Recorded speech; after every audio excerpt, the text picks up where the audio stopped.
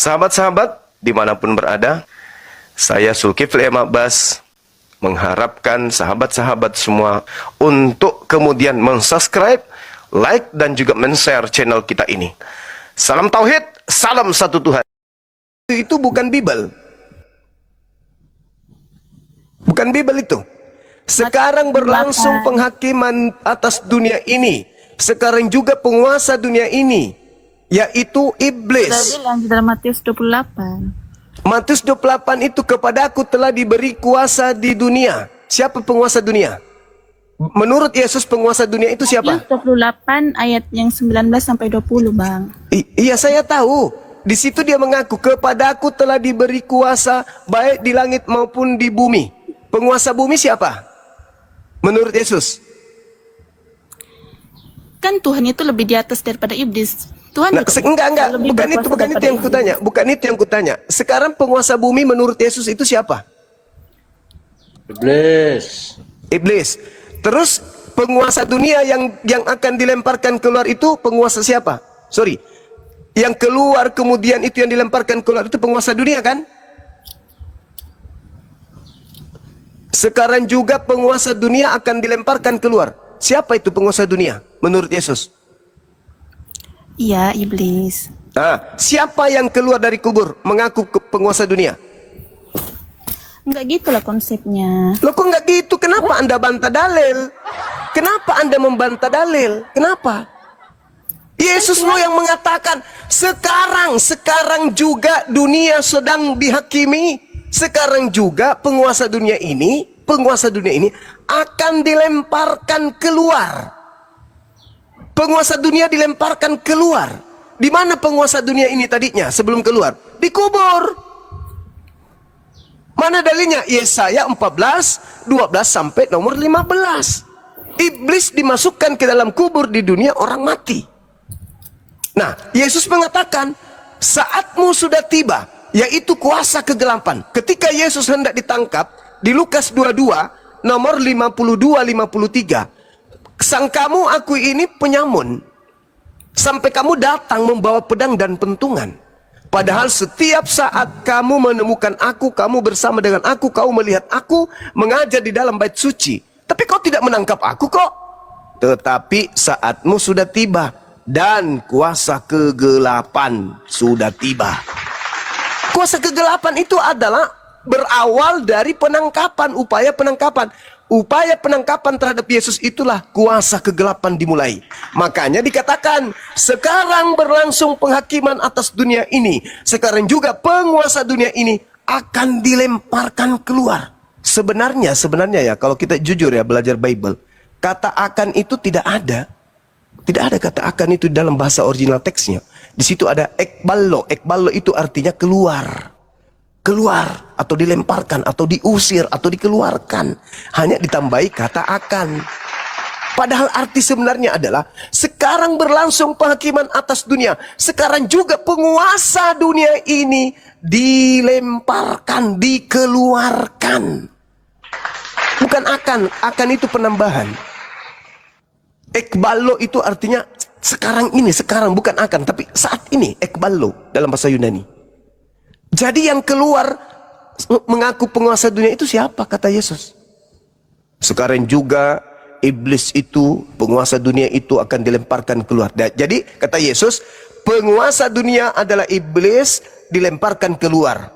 Nah, ada yang keluar dari dunia orang mati pada hari ketiga mengatakan, kepadaku telah diberi kuasa baik di langit maupun di dunia, di bumi. Itu siapa menurut Yesus? Menurut Yesus aja, jangan menurut Bang Suma. Menurut Yesus penguasa dunia yang dilemparkan itu siapa? Jujur, jangan sombong terhadap kebenaran. Jangan sekali-kali sombong. Kalau mau selamat, pelajari Bible dengan akal. Jangan bantah isi Bible. Kata Yesus, sekarang penguasa dunia yaitu iblis akan dilemparkan. Bukan akan sih, sekarang penguasa dunia dilemparkan keluar. Penguasa dunia. Ada yang keluar dari perut bumi mengaku, kepadaku telah diberi kuasa. Ini penguasa enggak ini yang keluar? Penguasa apa nih? Penguasa bumi. Menurut Yesus, penguasa bumi yang dilemparkan keluar itu siapa? Menurut Yesus, jangan menurut saya. Silakan, ada yang berani jawab?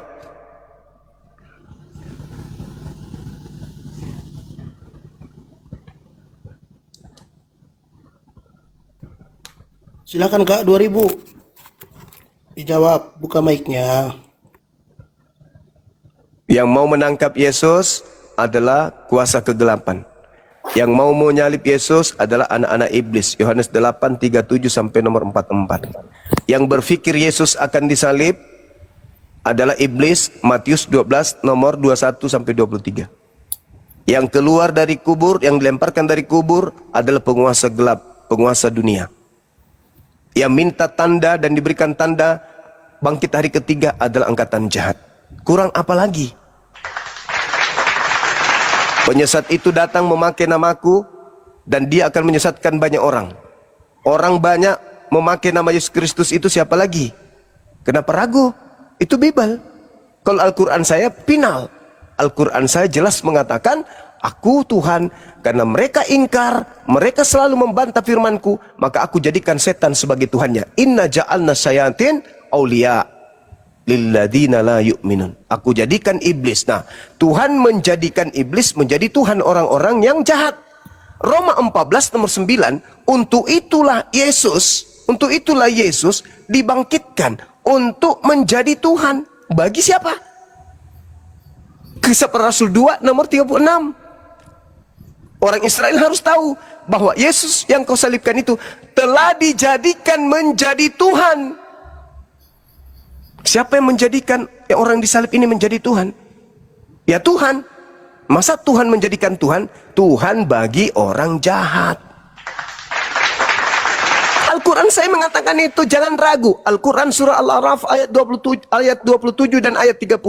Aku Tuhan, karena mereka ingkar terhadap dalil-dalilku dan selalu membenci kepada rasul-rasulku, utusan-utusanku, maka aku jadikan setan menjadi Tuhan mereka. Nah, karena pingin kali mereka ini membunuh utusan Tuhan Yesus, maka Tuhan kasih, nah bunuhlah ini, sang pengkhianat ini kau bunuh. Bunuh ini, aku ikhlas kalau ini yang kau bunuh, orang kukutu ini, yaitu pemakan suap. Bunuh aja. Habis itu, aku jadikan dia menjadi Tuhanmu. Selamat. Makanya Yesus ketika datang pada hari penghakiman, kalian datang merungut-rungut, Yesus, bantu kami dong, Yesus. Dulu kan kami bermujizat pakai namamu, bahkan mengusir setan pakai namamu juga, bantu dong. Apa kata Yesus? Hah, enak aja, aku nggak mengenal kalian. Kalian semua adalah pembuat kejahatan. Pergi, penyala daripadaku, aku tidak mengenal kalian. Kenapa? Karena kalian percaya kepada penguasa dunia yang keluar dari kubur. Kan Yesus sudah pesan ke muridnya, waspadalah kepada penyesat yang datang kepadamu dengan memakai namaku dan berkata, akulah dia. Jangan kamu percaya. Saatnya sudah dekat. Jangan kau mengikuti dia. Jelas kok. Matius 24 nomor 4. Nomor 5. Waspadalah kepada penyesat yang datang kepadamu dengan memakai namaku dan berkata, akulah Mesias. Jangan kamu percaya.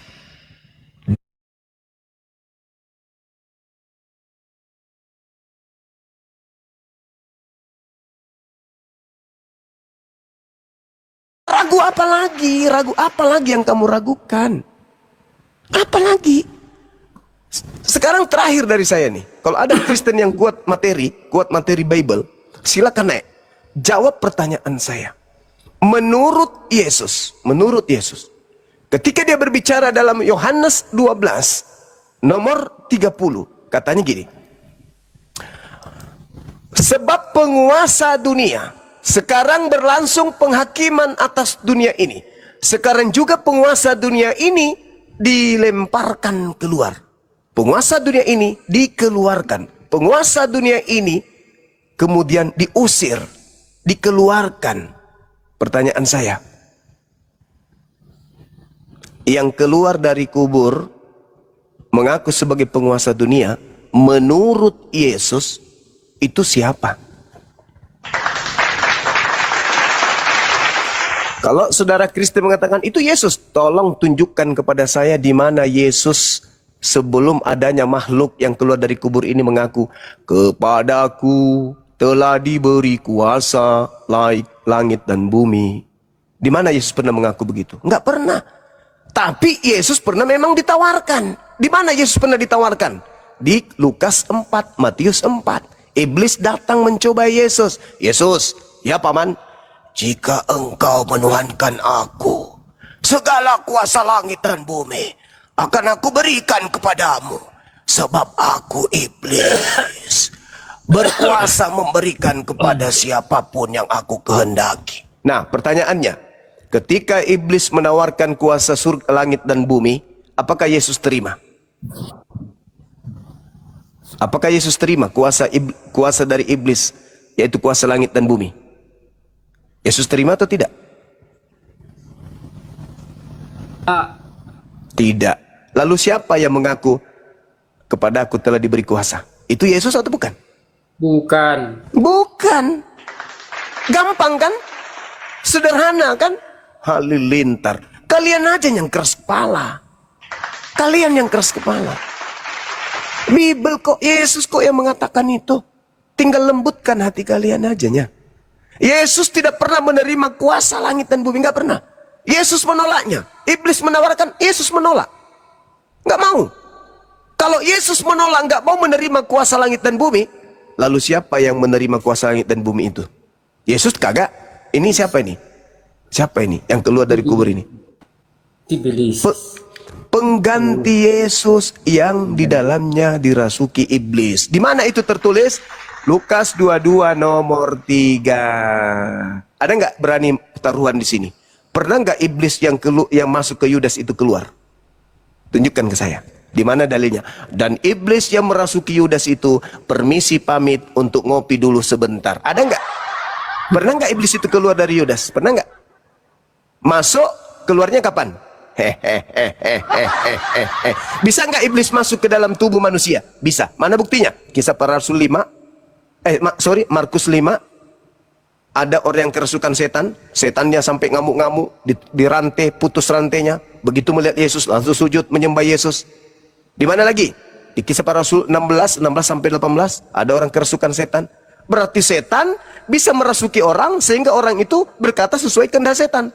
Jadi kata kitab saudara, sebab ada tertulis, terkutuklah orang yang mati digantung di tiang salib. Di mana tertulis? Ulangan 21 nomor 22-23. Apa firman Tuhan di situ? Apabila engkau menghukum orang yang melakukan dosa yang sepadan dengan hukuman mati, jangan kau biarkan mayatnya semalaman di tiang salib. Sebab orang yang dikutuk oleh Elohim, jangan sampai dia menajiskan tanah yang diwariskan Tuhan kepadamu. Nah, berarti yang disalib ini adalah orang yang dikutuk. Siapa yang dikutuk oleh Elohim? Yesus atau Yudas yang adalah iblis? Yudas dong. Yesus tidak pernah dikutuk. Apa halnya Yesus dikutuk Elohim? Yesus orang suci. Dia terkemuka. Orang yang diberkati. Akulah jalan, akulah kebenaran, akulah. Bagaimana dia memberikan hidup kalau dia dikutuk? Jadi yang dikutuk itu, Ulangan 27 nomor 25. Terkutuklah orang yang menerima suap untuk menyerahkan orang benar agar dibunuh. Itu siapa? Siapa yang menerima suap untuk menyerahkan orang benar untuk dibunuh? Siapa? Yudas. Itu yang mati di atas tiang salib terkutuk nggak? Terkutuk. Siapa yang terkutuk? Siapa yang terkutuk? Yudas. Siapa yang menerima kuasa dari setan? Yudas. Udah selesai. Gampang, sederhana. Iblis merasuki Yudas. Berarti yang menerima kuasa dari iblis siapa? Yudas yang mati di atas tiang salib dan dirasuki. Udah selesai. Aman itu. Saatnya sekarang saudara-saudaraku ini taat. Berpikir menggunakan akal sehat. Apa yang saya kasih ketika Anda menerima Islam? Neraka? Tidak. Tadi Bunda Mila ditanya, apa yang kau kejar? Ya jannah. Begitu Anda masuk Islam, Anda menjadi pewaris surga Firdaus. Dalil Al-Quran surah Al-Mu'minun ayat 9 ayat 10. Begitu Anda masuk ke Kristen, apa yang menjadi warisan Anda? Ada yang ingat materi tadi? Neraka. Nggak perlu saya ulang. Di mana Yesus mengatakan bahwa orang Kristen itu neraka? Nggak perlu saya ulang. Baca aja Matius 5 nomor 19. Barang siapa yang meniadakan hukum Taurat Meskipun yang paling terkecil. Apa itu Torah yang paling terkecil? Cuci tangan. Makan tanpa cuci tangan. Bagaimana dengan makan babi? Bagaimana dengan tidak bersunat? Bagaimana dengan ibadah minggu? Bagaimana dengan menyembah kepada manusia? Apakah itu tidak melanggar Torah? Melanggar pasti. Nah, kata Yesus dalam Matius 5:19, barang siapa yang meniadakan hukum Taurat meskipun yang paling terkecil, lalu mengajarkan kepada anak-anaknya, kepada orang lain, maka dia akan menempati tempat terhina di dalam kerajaan langit alias neraka. Jelas toh jaminannya? Bahwa Kristen ini akan menempati tempat terhina. Jelas toh? Kata siapa? Kata Yesus, bukan kata saya. Kenapa? Bang Suma, itu masih ambigu. Tidak ambigu. Saya buktikan kalau Kristen itu dijanjikan neraka berdasarkan Matius 5. Mari kita bedah sedikit aja. Di mana tertulis itu, Bang? Nih. Buka Google sekarang, teman-teman. Buka Google-nya sekarang. Buka mata Anda, lihat di Galatia 2. Galatia 2. Tujukan mata Anda ke data nomor 16-nya. Baca pelan-pelan. Kamu tahu bahwa tidak ada seorang pun yang dibenarkan oleh karena melakukan hukum Taurat, tetapi hanya oleh karena iman kepada Kristus Yesus. Sebab itu kami pun telah percaya kepada Yesus Kristus, supaya kami dibenarkan oleh karena iman dalam Kristus, dan bukan oleh karena melakukan hukum Taurat. Sebab, perhatikan, tidak ada seorang pun yang dibenarkan oleh karena melakukan hukum Taurat. Na'udzubillah tsumma na'udzubillah. Ini ajaran apa ini? Kira-kira ini ajaran Tuhan? Ini ajaran Tuhan atau ajaran setan ini? Setan. Tidak ada katanya. Tidak ada orang yang diselamatkan, tidak ada seorang pun yang dibenarkan karena melakukan hukum Taurat. Sedangkan Tuhan mengatakan dalam Ulangan 27 nomor 26, terkutuklah orang yang tidak melakukan hukum Taurat dengan perbuatan. Dia balik.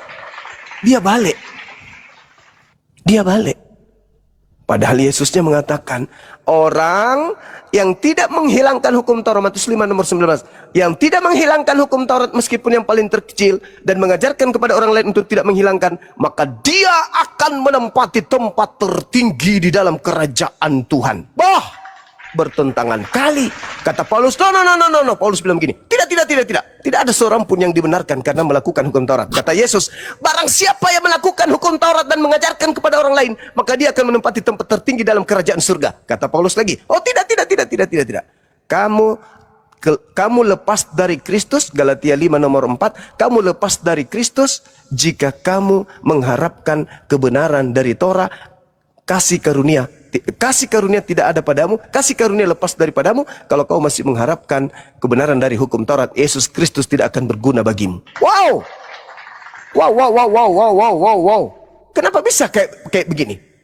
Yesusnya mengatakan Matius 5:19, barang siapa yang tidak menghilangkan setitik pun dari hukum Taurat, meskipun yang paling terkecil, dan mengajarkan kepada orang lain hukum Taurat itu, maka dia akan menempati tempat tertinggi dalam kerajaan langit.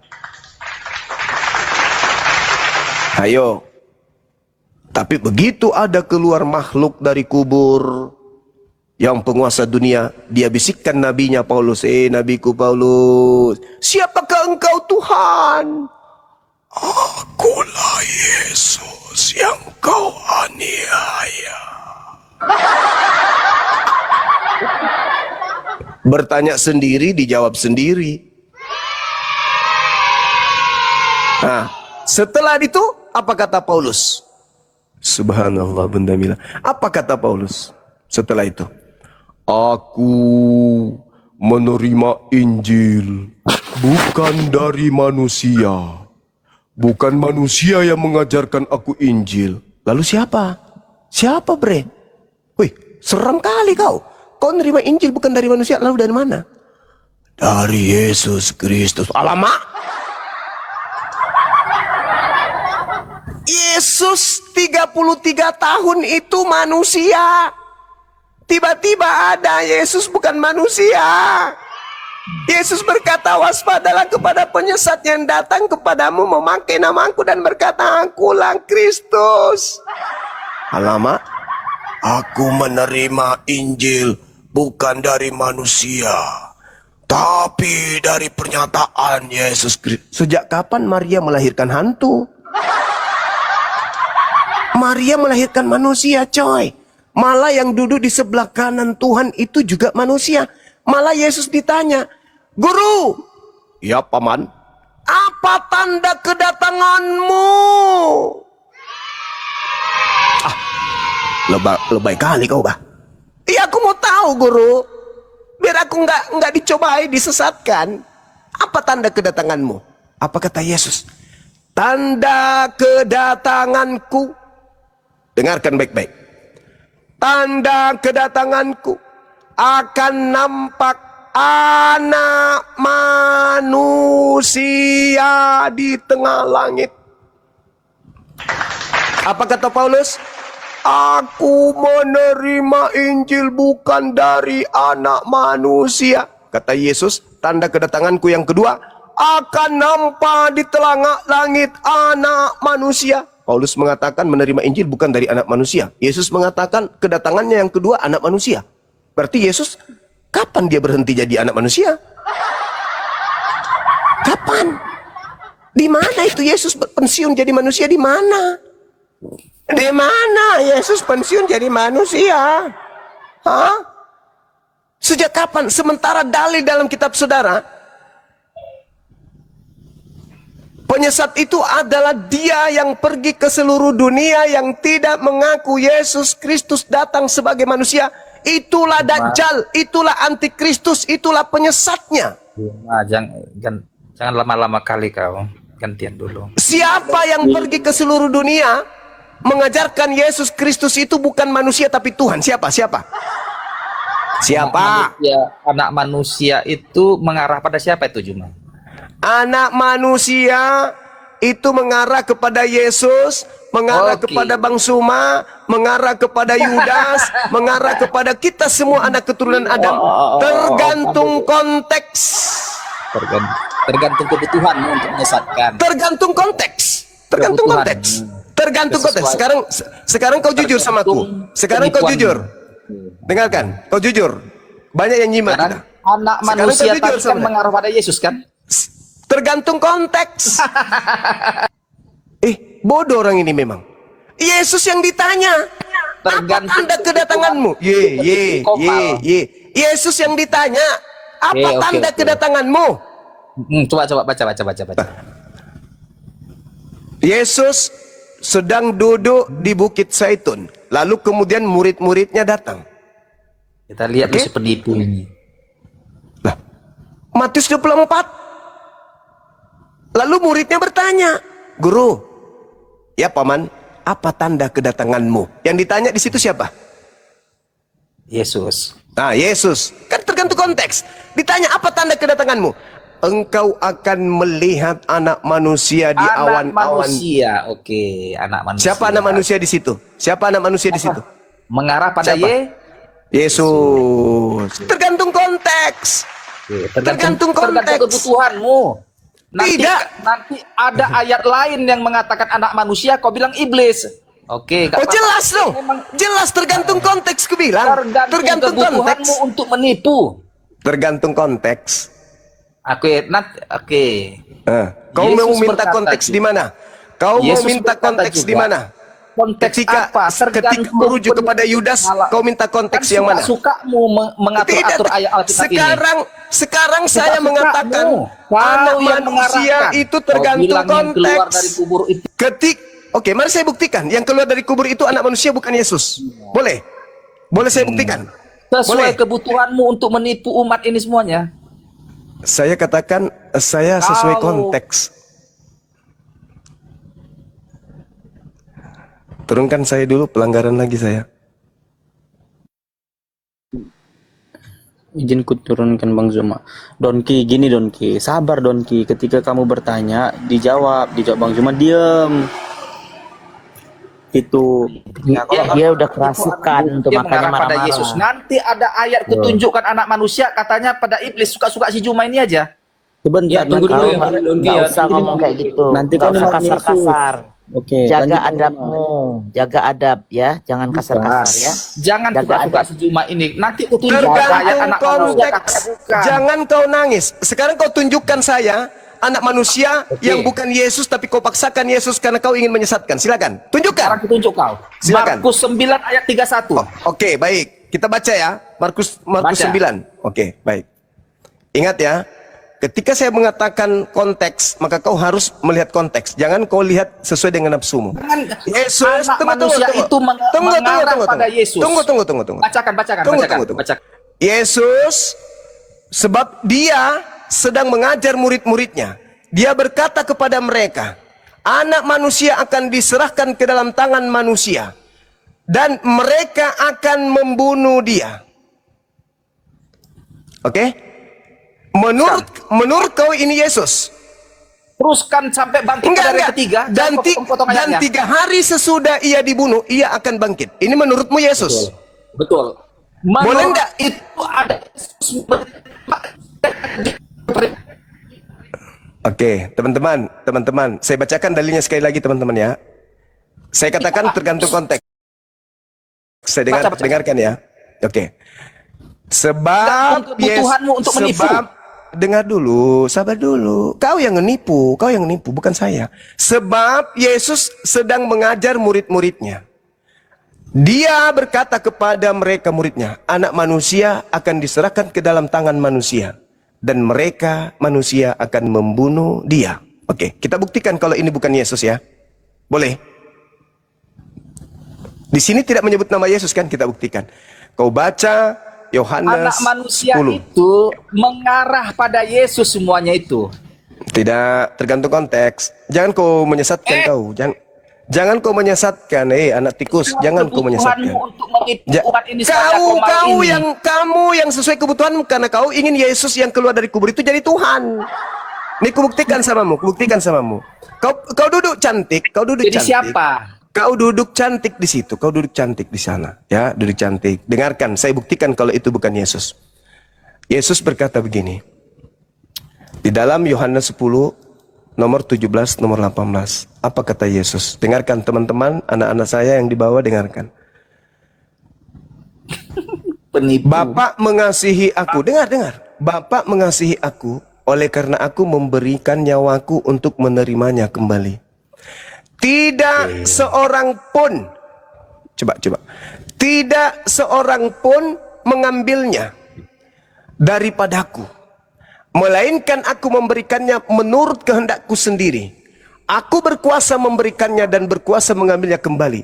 Inilah tugas yang kuterima dari Bapakku. Tidak seorang pun yang mengambil daripadaku. Oke? Tidak seorang pun. Artinya apa? Ada nggak orang yang bisa membunuh Yesus? Kutanya dulu kau. Tidak ada. Tidak ada. Berarti dan mereka akan membunuh dia. Siapa ini yang dibunuh? Yesus sudah memberitahukan penderitaannya dan akan dibunuh. Manusia. Tidak Di ada satu seorang ayat kau pun. bilang anak manusia Tidak Yesus. ada Di seorang ayat lain. pun. Tidak ada seorang pun yang bisa mengambil nyawaku. Jadi bagaimanapun aku nggak bisa dibunuh. Aku tidak bisa dibunuh. Aku tidak bisa dibunuh. Tak ada kemudian kekuatan di atas muka bumi ini yang bisa membunuh aku kecuali Bapa. Makanya dikatakan dalam Yohanes 17 itu, Yohanes 10 nomor 17 itu pelan-pelan. Bapa mengasihi aku, oleh karena aku memberikan nyawaku untuk menerima. Dia berikan nyawanya kepada siapa? Dia berikan nyawanya kepada siapa? Bapa. Kepada Bapa. Makanya ketika dia mau terangkat ke langit, ya Bapa, biarlah cawan ini berlalu, tapi bukan atas kehendakku, tapi atas kehendakmu. Maka nampaklah malaikat dari langit. Mantap kali. Malaikat datang mengangkat Yesus terangkat ke langit. Maka dia katakan, mereka akan membunuh dia. Siapa yang dibunuh ini? Yesus. Hah? Bisa rupanya Yesus itu dibunuh. Sedangkan Yesus mengatakan tidak ada yang bisa membunuh aku. Dulu tadi cuma baca dulu yang ku. Tidak ada yang bisa membunuh aku. Tidak ada. Jadi ke Tidak Yesus ada. kau yang tadi Makanya yang kau di dalam Yohanes 14 Jawab dulu. nomor 30, kata Yesus mengatakan, Jadi kau jawab punya penguasa aku. Kau dunia jawab ini yang telah lain. ada, telah ada, dan sedikit pun penguasa dunia tidak akan berkuasa kepadaku, sedikit pun. Penguasa dunia tidak berkuasa sedikit pun atas diriku. Ketika penguasa dunia berkehendak membunuh Yesus, berhasil nggak penguasa dunia itu membunuh Yesus? Berhasil nggak? Tidak. Makanya Yesus berkata di dalam Markus 9 itu, apa kata Yesus? Anak manusia akan diserahkan ke dalam tangan manusia dan mereka akan membunuh dia. Andai saja Yesus yang akan dibunuh, maka dia akan berkata begini. Sebab dia sedang mengajar murid-muridnya, dia berkata kepada mereka, anak manusia akan diserahkan ke dalam tangan manusia dan mereka akan membunuh aku, dan 3 hari sesudah itu aku akan bangkit. Dia. Apa ucapan yang tepat untuk Yesus, untuk Yudas? Dia atau aku? Iya. Dia dong. Dan mereka akan membunuh dia.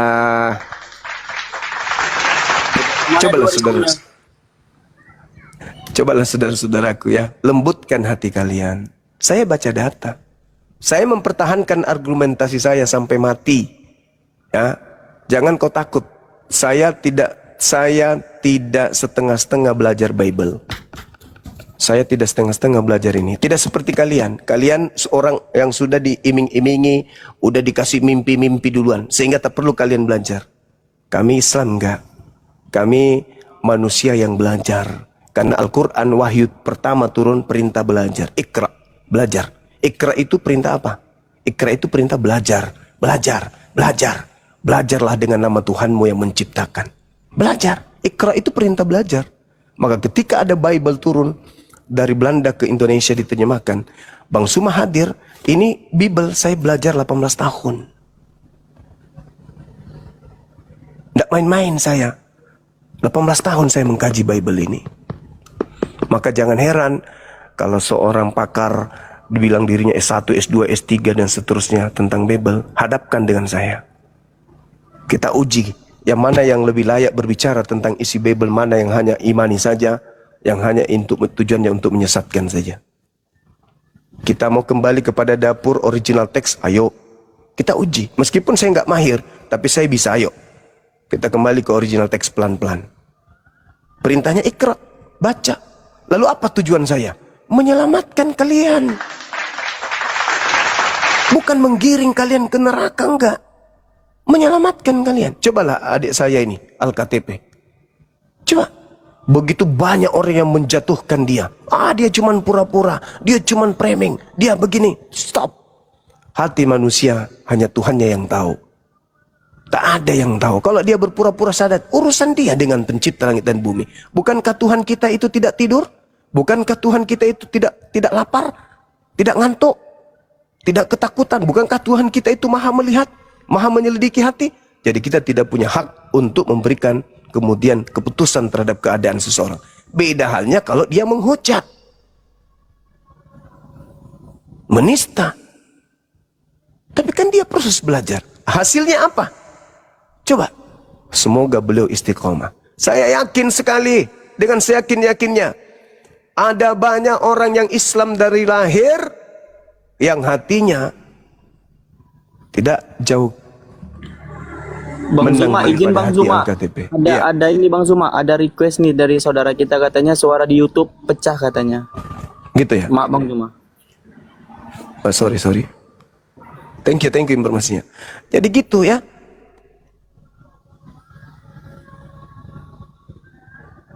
Terima kasih, Dek. Oke, lanjut. Jadi seperti itu adanya teman-teman sekalian, bahwasanya kita di sini menyampaikan kebenaran. Kalau tidak suka, ya bantah pakai ilmu. Dibantah pakai ilmu. Jangan asal menolak saja, tapi ternyata Anda sendiri tidak mampu membuktikan kebenaran yang Anda punya. Gitu.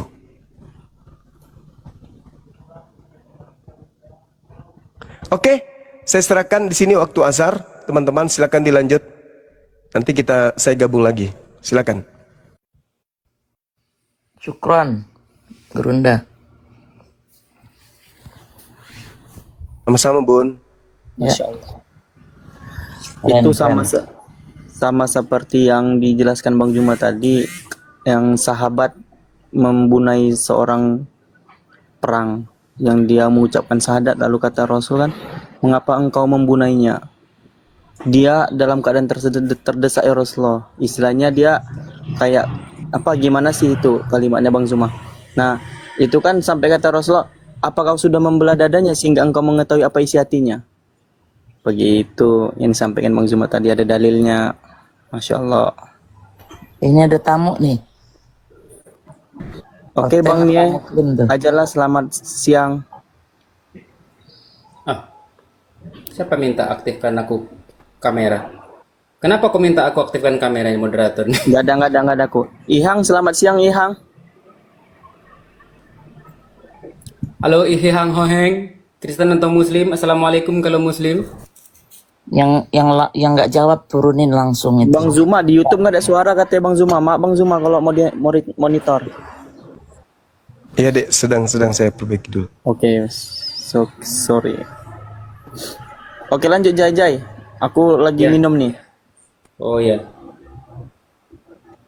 Bunda Mila mungkin mau bernarasi, boleh Bunda Mira? Apa soal apaan nih? Saya udah jam 12 malam nih. Ya Allah. Dengar cuma sayup-sayup ini. Makanya kalau udah sama Gurunda tuh udah ngantuk-ngantuk pun tahanin. Ya Allah, dan saya dan Bang Al-KTP ini adalah salah satu orang yang mendengar debat lintas agama dari gurunda kita, dari Bang Zuma, yang akhirnya memperoleh hidup yang kekal.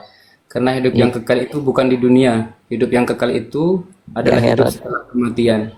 Hidup di dunia ini hanya sementara, kawan-kawan. Gunakan akal dan pikiran kita supaya kita itu bisa kembali kepada Sang Kholik, kembali kepada fitrahnya manusia, itu menjadi benar-benar ya selayaknya manusia, gitu ya. Jangan. Bang J ini mu'alaf juga ya? Alhamdulillah Bunda. Ya. Al-KTP. Kalau Sal enggak kan? Sal Muslim kan? Sal mualaf Bunda, tapi Sal itu jauh lebih dulu daripada Al-KTP dan Jai.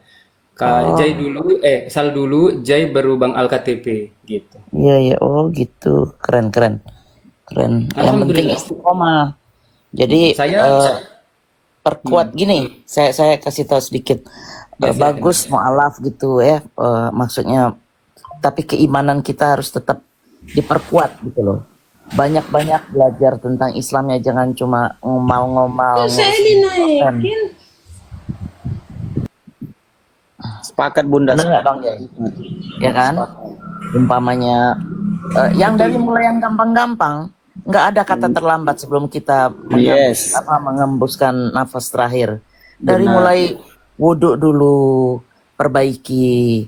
Itu kalau saya panduan yang begitu tuh Ustadz Adi Hidayat tuh. Jadi kita punya guru-guru yang memang bidangnya masing-masing.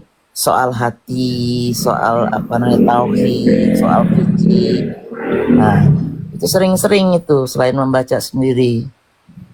Betul. Jangan nanti sibuk ngomal, sholat tinggal. Nah, itu kan nggak bener kayak gitu. Jadi kayak munafik gitu kan? Iya. Betul Bunda. Jadi kalau saya keras, maafin aja. Maksudnya tujuannya kan baik. Karena memang Islam itu berat Bunda. Berat itu karena balasannya surga. Disiplin itu. Disiplin dan berat Bunda. Kadang karena gini, Contohnya Bunda. ini, Kan contohnya ketika Ustadz saya kita itu belajar orang karate Islam ya. dari Mesir. Ya gantian. Nah, contoh kita ingin kita belajar sesuatu itu, kan nggak mungkin kalau belajar karate itu cuman liatin doang langsung bisa jadi sabut hitam, kan enggak.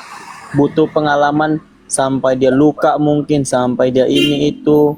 Nah, begitu juga ketika kita di Islam ini aturannya ada, kita yang masuk, kita ngikut aturannya, bukan kita yang mengatur. Nah, daripada kita yang lagi mualaf ya. Sal, kamu moderator bukan Sal?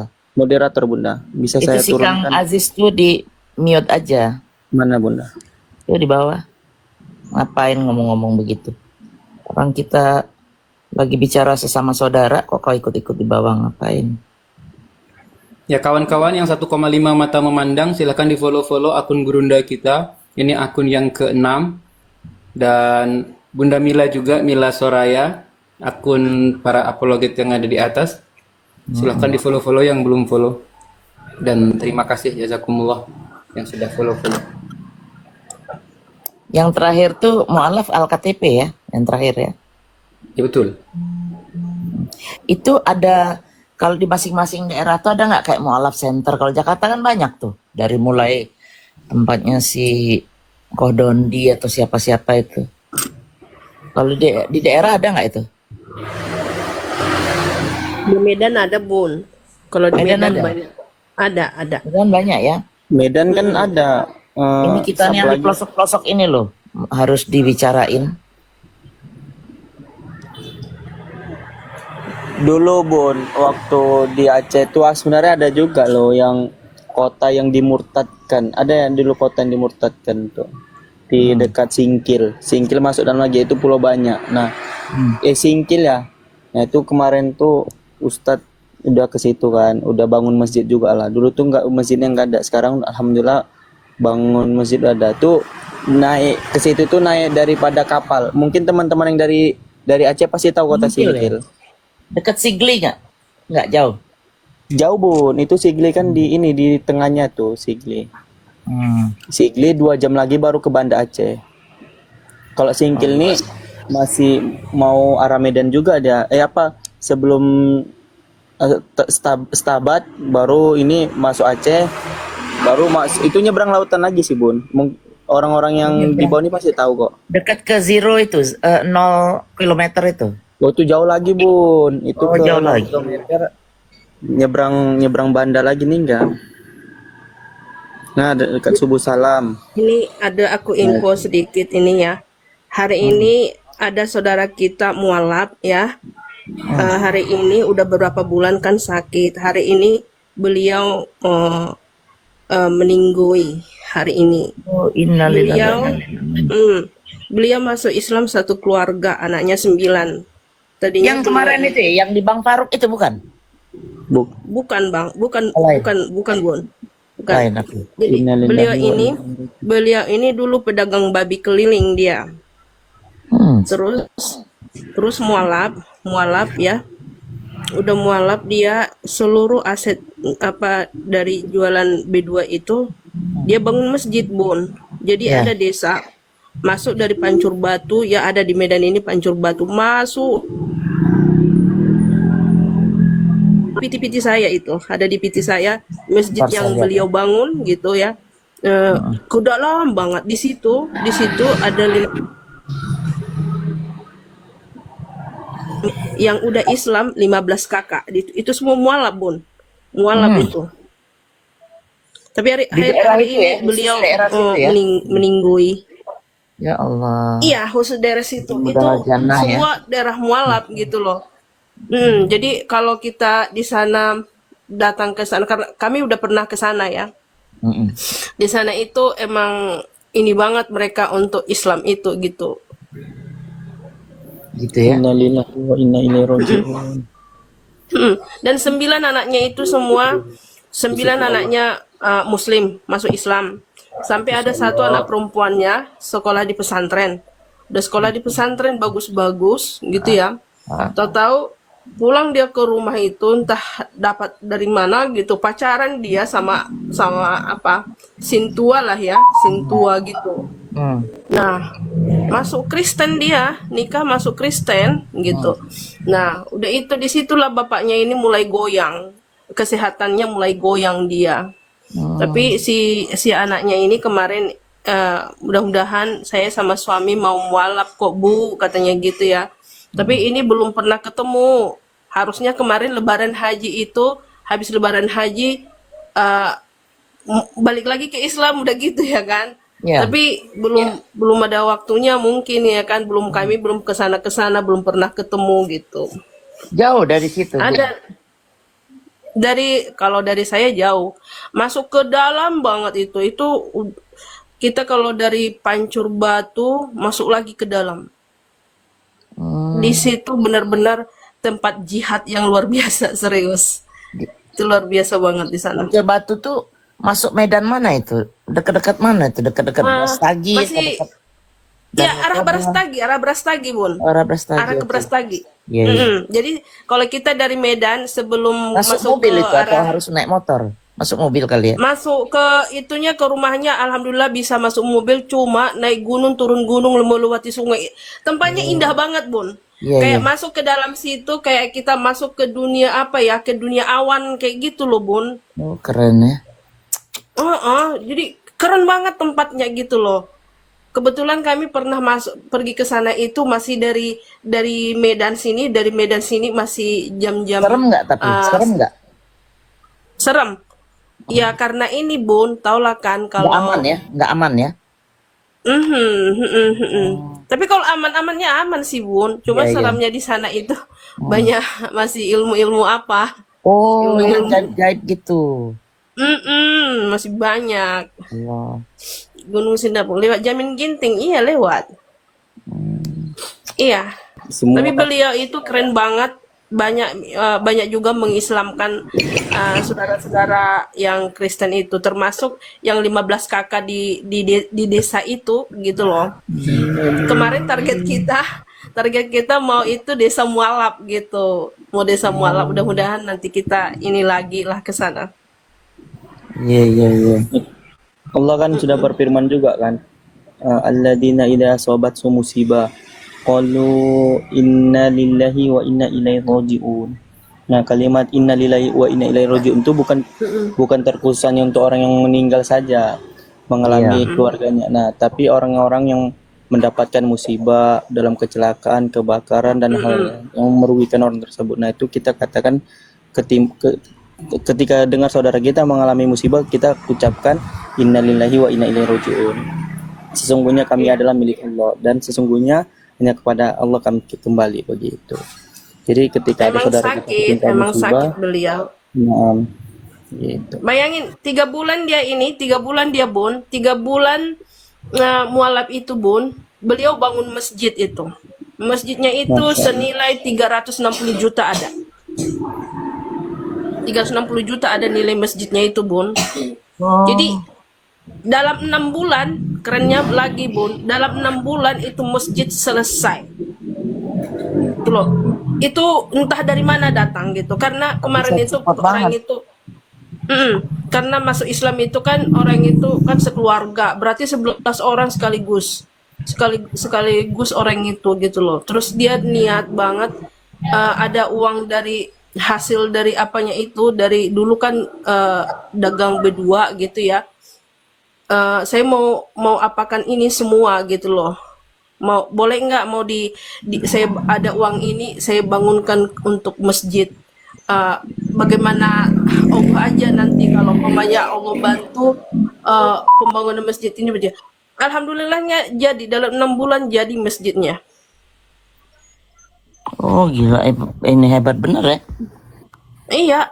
Anak-anaknya Bun masih 9 tahun Bun, itu hidupnya udah di masjid itu. Jadi anak-anaknya itu ngaji, yang memakmurkan masjid itu anak-anaknya itu Bun. Yang azan di situ, yang baca-baca Quran di situ gitu Bun. Iya, iya. Cuma masalahnya sekarang anak masih kecil-kecil gitu. Yang ngawasinya itu siapa? Ada ibunya. Oh, ibunya udah kuat juga. Jangan nanti gara-gara Ibunya bapaknya. ibunya alhamdulillah saya lihat ini istiqomah dia iman Islamnya gitu. Cuma ya adalah sedikit itunya anak-anaknya itu mungkin ya. Itu dia. Tapi harus dirangkul sih, harus dirangkul banget sih Bun. Benar, Cuma benar. saya hari ini lagi kurang sehat, nggak bisa ke sana. Suaranya bindeng tuh. Terus ada Bang Kadapi, anaknya lagi dinicu. Ada bocor jantung, anaknya baru lahir, jadi gimana katanya gitu tadi. Kita mau ke sana gimana katanya gitu. Iya Bun, aku bindong ini lagi perlu berat dari kemarin. Makan minum jeruk nipis itu. Ya Bun.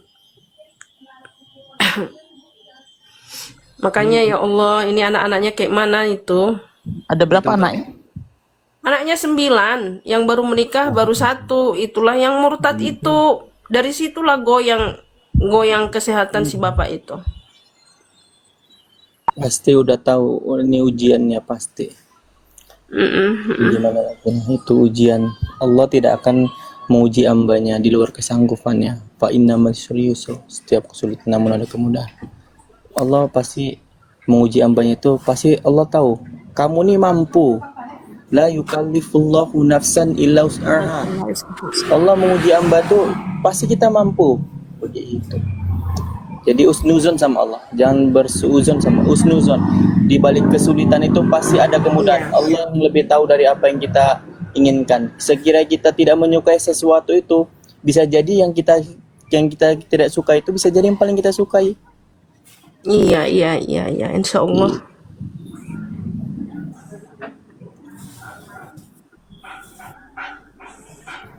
Kalau teman-teman datangin tempatnya, pasti takjub, Masya Allah. Amal jariah tuh sama beliau tuh, Masya. Setiap orang sholat di situ, setiap orang mengadakan sesuatu yang berkaitan dengan agama yang mendapatkan pahala, beliau tuh mengalir seperti air sungai-sungai nanti tuh. Pahala dia tuh mengalir seperti air sungai yang mengalir tuh, kan tiada batasnya, itu tiada habisnya. Sebegitulah orang yang yang mendapatkan pahala jariah, mengalir seperti sungai itu yang senantiasa tidak pernah kering. Itu makanya Allah bilang, innal ladina kafaru wa matu wa hum kuffar ulaika alaihim laknatullahi wal malaikati wan nasi ajma'in. Sesungguhnya orang-orang yang kufur dan mati dalam keadaan kafir, mereka itu mendapat laknat Allah, para malaikat dan manusia seluruhnya. Nama Gitu. Tengok tempatnya, Aladin tuh, tengok nih, inilah nih salah satu yang nanti dibakar di api neraka ini. nama tempatnya itu apa ya? Seribu Bintang namanya, Desa Seribu Bintang. Jadi kita masuk dari Pancur Batu, masuk kanan tuh sampai ke atas. Dari Pancur Batu, dari jalan besar itu masih kita 1 jaman.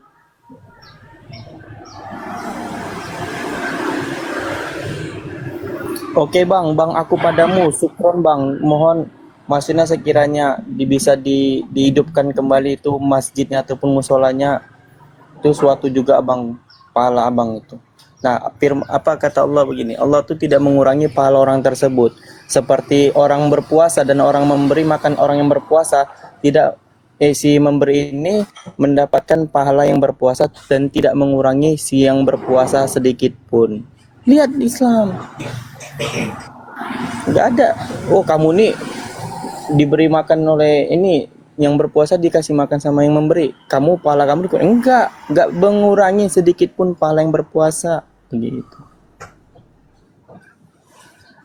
Assalamualaikum warahmatullahi wabarakatuh. Teman-teman yang di atasnya udah pada beli buku Ustadz Wafi belum nih? Waalaikumsalam. Oh, di Oten ya? Ya udah, kalau Oten silakan aja naik ke sana, cari ke sana. Kalau ke Oten nggak apa-apa. Buku Ustadz Wafi ya Bun? Izin Bang Sal, Oke, sebentar. silakan, Bun. Yang buku Ustadz Wafi itu kan bagus tuh, yang umpamanya belum ngerti berdebat, atau nggak mesti buat berdebat, tapi buat ilmu kita memperkuat, supaya mencegah. kita nih keimanannya tidak goyah. Nah ini di profil saya ini ada nomornya langsung,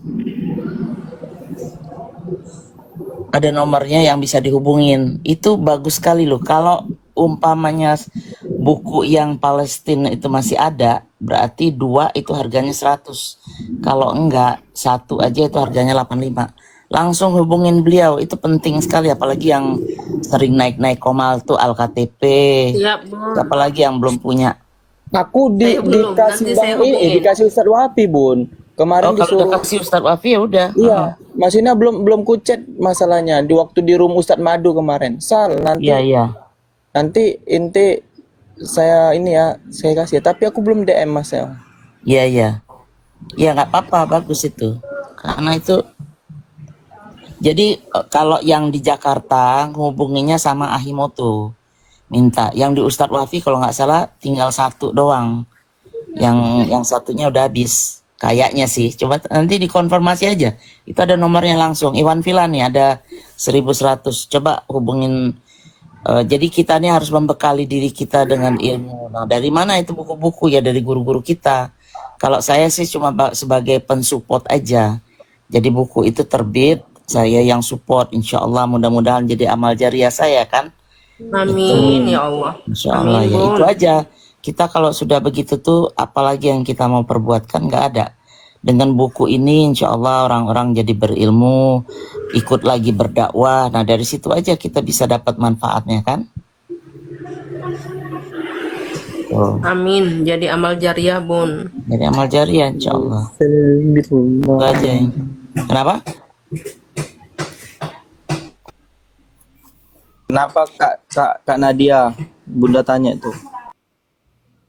Insya Allah jadi amal jariah. Ya, kata saya. nanti rencana kita juga mau ditranslate ke bahasa Inggris biar saya bisa ikut menebar buat orang-orang di sini karena generasi muda. Kalau di Indonesia itu itulah susahnya, kebiasaan membaca itu agak kurang. Kalau di sini anak-anak umur 20 ke atas itu rajin baca. Nah, kalau pakai bahasa Indonesia, umpamanya emak bapaknya orang Indonesia, umpamanya udah lama di sini. Anak-anak itu bisa ngomong sedikit-sedikit tapi membaca kurang. Nah dengan diterjemah ke bahasa Inggris insya Allah itu bisa itu. Nah itu kita lagi rencanain tuh insya Allah kalau ini nanti. Yang di Indo udah mau habis itu. Nanti ada jilid kedua, 3, 4, 5 sampai 5 jilid tuh. Nah kalau sudah selesai itu insya Allah bisalah jadi apologet cerdas yang baru, generasi baru. Amin ya Allah. Itu dia. Lanjut Awas Bunda. ria, mohon jangan dijaga sayang. Bukan ria. Bukan Kebaikan ria itu menular. Kebaikan itu Iya. menular. Kalau mau ria ya saya daftar aja semua yang kita bantu. Bun, ini Kan nggak sedikit begitu. Bun, ya. Yang mungkin yang ku tahu ya, kan ini ada dari Oten ini framing ini tentang masalah kenapa di masjid itu ada bulan sabit. Nah, ini sebenarnya kisahnya tentang yas'alunaka anil ahilla kul hiya mawaqitu linasi wal hajj walaisal birru bi antatul buyut min duhur ha walakinnal birra minat taqwa wa tul buyut min abawah liha wattaqullaha la'alakum tuflihun. Nah ini sebenarnya yang biar ini adik-adik Oten tahu ya. Ini mereka bertanya kan. Nah Rasulullah mengatakan tentang bulan sabit, katakanlah itu adalah petunjuk waktu bagi manusia dan ibadah haji. Itu makanya itu dilambangkan mungkin dalam Islam, tapi tentang iman Islam itu tauhid, bukan bulan sabit. Tapi kita tidak mengkultuskan, itu yang penting dikasih tahu. Kita tidak mengkultuskan itu sebagai lambang. Itu awalnya mulainya juga saya kemarin kebenaran saya untuk ini ya izin. untuk haji. Tapi sejarahnya Gitu. itu dari zaman siapa yang di Turki itu. Nah awalnya itu lambang itu jadi lambang itu kan yang ditanya lambang yang di masjid kan bulan sabit itu kan. Iya, Bukan? nah waktu itu dipikir kayak mereka kan lambang mereka kan salib. Nah, Jadi saya jelasin sedikit nih kemarin kebenaran ada yang nanya. Mudah-mudahan kalau salah saya tolong dikoreksi. Itu sejarah keruntuhan Kristen. Lambang itu dipakai di Turki. Lambang Turki Ottoman benar. Nah, itu lambang kemenangan Muslim. Jadi apa dipakai lambang untuk membedakan antara Kristen dan Islam? Kan Kristen udah kalah. Disepakatin lah pemakaian bintang dan bulan gitu. Tapi tidak semua masjid pakai itu. Makanya kita beda. Kalau salib kan mereka mengkultuskan, mereka menyembah itu, pakai dicium, pakai apa. Kalau ini kan enggak. Cuma membedakan nih masjid. Kristen udah hancur, makanya dibangun seperti itu, dibedakan buat lambang itu aja. Enggak ada lain-lainnya. Enggak ada pengkultusan. bulan sabit. Bukan bintang sabit, bulan sabit. Bulan sabit. Karena itu ada di Al-Baqarah, surat Al-Baqarah ayat 189. Bintang bulan ini yang saya bicarain, mungkin lain yang maksud sama Oten. Oke. Mereka cari-cari mereka cari-cari macam-macam pertanyaan-pertanyaannya. Memang cari-cari masalah gitu. Kayak ini aku padamu nih. Kamu naik, coba kamu naik. Aku padamu. Coba naik kamu. Kupastikan kau nangis. Saking nggak adanya lagi Bun mau dikorek dalam Al-Quran itu gitu loh. Betul. Sampai hadis-hadis palsu pun diangkat mereka. Itulah oten. Nah, satu hal lagi mungkin ya, buat kita-kita yang sering naik di atas, kalau umpama ilmu kita tentang keislaman tuh belum kuat, belum yakin, mending dijadiin PR. Karena begini, kalau kita salah bernarasikan ayat, salah arti atau apalah, itu tanggung jawab kita sama yang di atas loh, sama Allah Subhanahu Wa Taala. Jadi kalau kita berdebat di Bible itu kita nggak ada dosanya lah istilahnya tuh, karena itu kan cuma buku cerita. Tapi kalau Al-Quran jangan pernah kalian membawa kalau kalian benar-benar tidak mengerti apa yang ada di itu. Hati-hati itu. Betul Bun. Iya. Jadi mendingan kalau saya pribadi saya bilang begini, sebentar saya tanya sama yang ahlinya atau panggil ustadz atau apa, itu aja. Jadi nggak perlu kita langsung menjawab demi kelihatan menang, tapi ternyata melintir itu. Kasihan yang di bawah nanti yang dengar, bisa-bisa salah itu. Jadi hati-hati kalau membahas soal agama ya, agama Islam.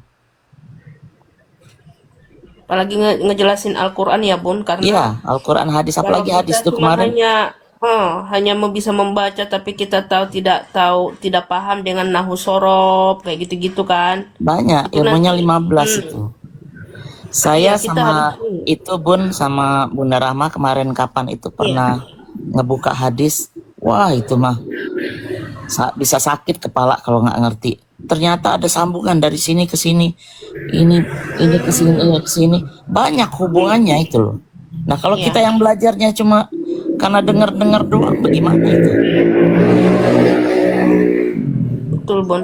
Iya. Jadi kebayang ya Bun, oten yang suka nyablak kayak gini gimana, cuma ngambil seiprit dari sini, seiprit dari sini gitu. Bener banget. Ada muslim. Kalau saya selalu bilang Bun, kalau nggak paham tentang Al-Quran, jangan bahas Al-Quran. Gitu. Jangan, maaf. Mendingan kita langsung DM atau WA guru-guru yang lebih mengerti. Betul banget Sus. Siapa tuh Jai yang Karena telepon, pertanggung Jai? jawabannya itu Nah, begini kita ya. salah baca huruf aja, salah kata anak saya berbeda. ya, kata anak saya. Baca Al-Quran itu huruf Al-Quran itu salah pengucapan juga salah arti katanya gitu. Yes. Jadi makanya anakku itu kok lama kali kamu naik ke Al-Quran, nggak bisa cepat karena apa? Harus fasih cara pengucapannya itu biar nggak bersalahan nanti katanya gitu. Gini. Karena gini kan, apa namanya? Ketika baca Quran ini kan sunnah. Tajwidnya wajib. Makanya kata di sini Allah berfirman-Nya, Bismillahirrahmanirrahim. Nah, di sini kan ini dengan menyebut nama Allah. Ini karena kita yang menyebutnya. Jadi kita di sini dengan bis. Kalau misalnya Allah berfirman mengungkapkan dengan dirinya ismi, tapi tidak pernah Allah menyatakan ketika menyebutkan dirinya dengan ismi. Mengatakan ana. Itu di apa di surat Toha 14. Gitu. Nah, di sini karena kita yang menyebutkan Bismillahirrahmanirrahim dengan nama Allah Maha Pengasih lagi Maha Penyayang. Ini kan kita yang menyebutkan di basmalah. Tapi jika Allah memperkenalkan dirinya ismi. Nah, ismi ini saya Allah, tapi tidak pernah Allah ini memperkenalkan diri dengan kalimat ismi. Ana. Begitu. Nah, kalau si Jai ini baru, kalau Jai yang gambar monyet ini baru nih, terkonekkan kamu ya, mau entah enggak. Nah, Joy gambar monyet ini dia nggak bisa kayak gitu Joy ini. Joy itu harus begini dah. Joy itu harus dikasih kalimat di sini. Bentar ya. Joy itu harus dikasih kalimat di sini Joy. Joy itu dikalimatkan di sini. Nah, Joy itu di sini. Kamu naik Joy. Kamu udah aku angkat ya. Joy itu dikalimatkan di sini. Kalimatkan di sini Joy. Nah, ini kamu nih. Kamu nih Joy nih. Ini kamu nih Jangan Joy. disebut, jangan disebut nanti. Ya, aku tunjuk aja Joy ya. Bisa lah bacanya Joy ya. Ini kamu nih. Baca aja bilang. Baca nih. Ini kamu Joy. Begitu Joy. Kunarion kau, Kunarion. Tahu nggak kau Bani Kunarion? Ini Jadi kami sebenarnya kita sebagai seorang muslim ini kita benar-benar bersyukur ya. Kenapa? Seandainya suatu saat nanti entah itu gempa bumi, entah itu apalah kejadiannya, semua buku-buku ini hilang, musnah di telan bumi. Kayak Nah, Oten dengar ya, 857, 860 orang. Apa yang masih tersisa kalau kita balik lagi? Mungkin dalam waktu sekejap itu Al-Quran bisa terbentuk lagi, Al-Quran bisa akan ada lagi tanpa kesalahan. Kenapa saya bilang tanpa kesalahan? Karena di seluruh dunia itu ada penghafalnya. Banyak penghafalnya. Setiap tahun musabaqah tilawatil Quran itu yang menunjukkan bahwa Quran itu tidak tersentuh dan tidak terkontaminasi sama tangan-tangan manusia. Lah buku kalian seperti apa? Buku Banyak. kalian bisa dibalikin lagi? Enggak akan ada. Itu Bun, kelebihan Al-Quran. seperti ini Bun nanti Bun yang kita takutin Bun, seperti ini ya. Ketika Al-Quran ini sudah nggak ada lagi. Ya, Ini- habis kosong seperti itu. Coba. Dengan sekejap itu bisa diisi. Dengan sekejap. Bukannya kemarin ada yang lucunya, ada Oten, oh terjemahannya begini, nggak bisa sama. Loh, kita itu bukan mengacu ke terjemahannya. Justru terjemahan ini kalau kesalahan, kemungkinan ada kesalahan. Tapi kita punya yang aslinya. Kita bisa mengajukan diri, kita bisa lihat ini bahwa di Al-Quran itu ada. Nah kalau kalian kemana? Kalau umpamanya salah. Buktinya sekarang yang ada di Indonesia sama yang ada di Amerika itu beda sekali. Nggak ada perikop-perikop yang ada di sini. Indonesia itu kan sudah terkontaminasi, dibuang, dibikin sama LAI. Makanya para pendeta pun mengajukan gugatan, cuma belum berhasil untuk minta dirobahkan lagi seperti dulu. Itu. Ini yang Masa kami buku yang takuti. salah begitu buku yang salah begitu diimani, bagaimana sih? Di Donki. original teksnya Donki. Kurios, nyampe di Donki. Salemba jadi Tuhan. Ini Donki yang Iya. kami takutin ini Donki. Kalau udah kosong gini Donki, pasti tandanya kiamat. Oke, kita bahas di sini Donki. Kita bahas di sini. Kita bahas di sini Donki ya. Coba kamu jelaskan ini. Aku minta samamu di Lukas 24 Donki. Di Lukas 24 nomor 46. King. Don Nanti Donki. King. Don King. Don Kita King ulang, itu Don bukannya nama animal itu, Don King. Katanya Ini kepada nama mereka. animal deh, Bun. Hah? Coba. Donki. Dengar Donki. Donki. Benar. Bentar Kak. Katanya Benar. kepada mereka, ada tertulis demikian, Mesias harus menderita dan bangkit di antara orang metong pada hari yang ketiga. Ini Mesias ini Tuhan atau tidak? Menurut keimananmu? Tuhan. Coba aku minta ini tertulis di mana? Tertulis di mana di perjanjian lama Tuhan harus menderita dan bangkit pada hari ketiga? Silakan. 20 tahun pun nggak akan kau temukan tuh. Silakan cari. Sekarang masalahnya di mana? Pertanyaan ini kan ada tertulis katanya. Ada Iya. tertulis demikian. Tuhan harus menderita dan bangkit di antara orang metong pada hari yang ketiga. Ini tertulis di mana nih? Tuhan ini harus menderita dan bangkit. Contoh kasih analogi nih, aku kasih contoh. Sebentar, aku kasih contoh pertama. Nah, aku kasih contoh pertama itu seperti di ini aja. Di 1 Korintus. Oh, nih Galati 3 nih. Ini Galati 3:13. Aku kasih contoh dulu ya. Galati 3:13. Ini kan tertulis ada nih.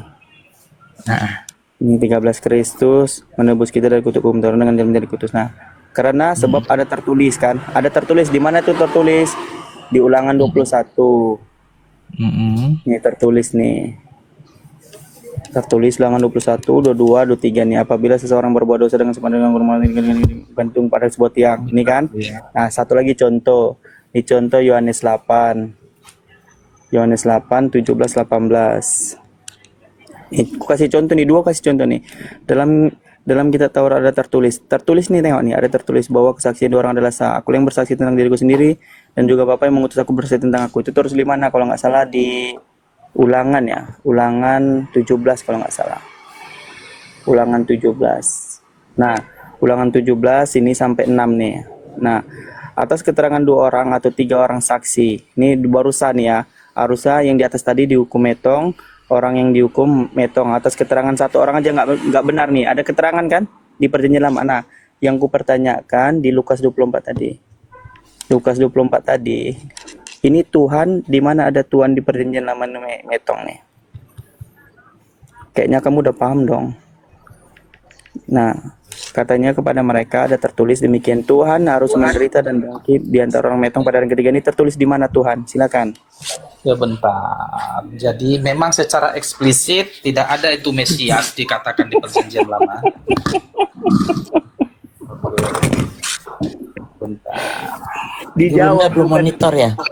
Dijawab bukan dikarang loh, dijawab. Sebentar. Ya, silakan. Apa cepat apa? Di Yesaya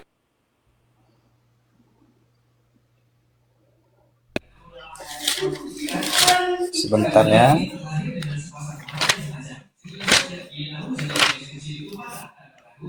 Oke. Yesaya 53 ayat 9. Yesaya ini kitab nubuatan. Yesaya 53. Buka ya. 53 nomor berapa? Ayat 9. Oke. Apa isinya? Dari mulai ayat 8 sampai ayat 9 ya. Oke, silakan. Oke, biar aku yang baca. Iya, silakan. Sesudah ditahan dan dihukum, ia digiring pergi. Siapa peduli? Bukan ditahan, penahanan. Jangan diubah-ubah, nanti kamu Amsal 30 nomor 6, pendusta disebut. Sebentar. Jangan dulu kau bantah aku, Sal. Bukankah ini kau salah kitabku? baca. Kau salah baca, bukan ditahan, penahanan. Sesudah ditahan dan dihukum. Lihat TB, terjemahan baru. Loh, ini salah berarti. Ini salah. Jangan kurangin, jangan lebihkan. Itu cara membaca Bibel. Izin Bang Sal. Jadi begini Don King, sebelum